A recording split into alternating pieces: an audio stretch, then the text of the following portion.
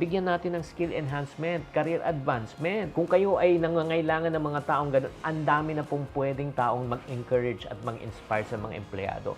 Katulad na ginagawa ko, I teach people about finance. Mga companies out there, they hire me to talk to their employees about personal finance. Number 9 na kailangan natin iwasan pag tayo po ay nagnenegosyo, poor communication with the team. Ayan po. Alam mo, pag hindi kayo nagko-communicate, alam mo maraming akala ko di ba ikaw? Bakit ako? O yun, nangyayari niyan. Nagkakaroon na tayo ng sisiyan because you don't communicate with one another. And the lack of communication will be one of the reasons why business partnership fails. And number 10 na kailangan po nating iwasan pag tayo po ay nagnenegosyo is resisting change. Uulitin ko, the only thing that is permanent in this world is what?